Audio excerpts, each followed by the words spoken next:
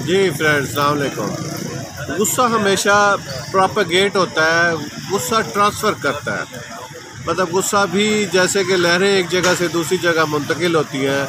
आप जब भी पानी में पत्थर फेंकते हैं तो लहरें चलती हैं। वो लहरें, एक लहर दूसरी को धक्का देती है, दूसरी लहर तीसरी को धक्का देती है। एक बड़ा सारा दायरा बन जाता है उस जगह के गिर्द जहाँ आपने पत्थर फेंका होता है। वो लहरें फैलती फैलती आखिरकार वो जाके बाहर जो भी तालाब है या जो भी बर्तन है उसकी दीवारों से टकराती है। गुस्से की भी दोस्तों सूरत हाल इसी तरह की होती है। आप बैठे हैं घर में, आपके पास बच्चा बैठा है, उसने डाइनिंग टेबल के ऊपर कोई चीज़ नीचे गिरा दी है। चीज़ें गिरी जाया करती होती हैं, चीज़ गिर गई, आपको जनाब गुस्सा आ गया, जलाल आ गया और आपने जनाब एक आधी बच्चे को लगा दी।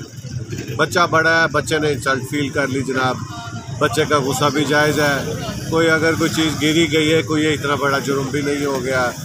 उसके बाद जनाब अब वो बच्चा बिल्कुल वो जो आपने अपना गुस्से का कैप्सूल था, वो बर्तन गिरने की वजह से आपको गुस्सा आया या आप कहीं और से किसी का गुस्सा लेके आए हैं, वो आपने बच्चे को मुंतकिल कर दिया है। बच्चे ने अब वो गुस्से को अब्जॉर्ब कर लिया अपने अंदर। अब वो बच्चा इस इंतज़ार में है, वो गुस्से का भरा हुआ एक कैप्सूल बन गया जनाब।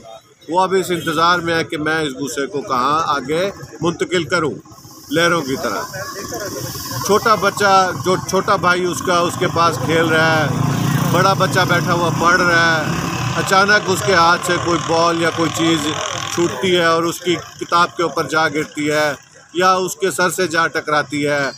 बहुत बड़ी बात नहीं हुई, हल्की सी बॉल ही लगी है उसको, लेकिन वो पहले से गुस्से के सरिये से भरा हुआ है। वो मौका ढूंढ रहा है कि मैं गुस्सा अपना आगे कैसे मुंतकिल करूँ।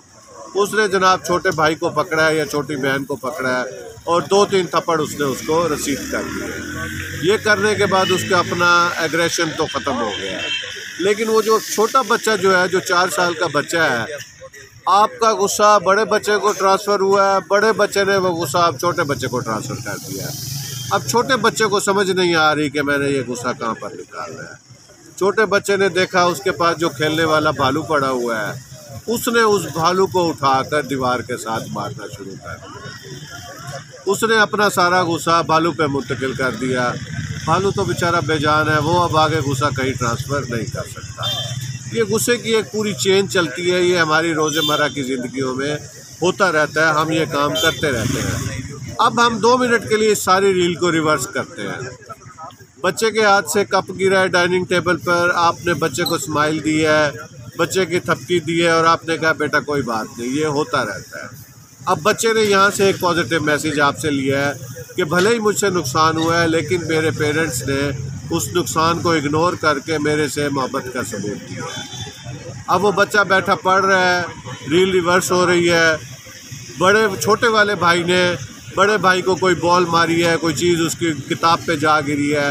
अब वो बच्चा चूँकि स्ट्रेस फ्री है, बड़े वाला बच्चा, उसने छोटे वाले भाई को बुलाया और उसको प्यार किया है कि कोई बात नहीं, आपके हाथ से स्लिप हो ही गई है तो ये कोई इतनी परेशानी की बात नहीं है, आप केयर किया करो।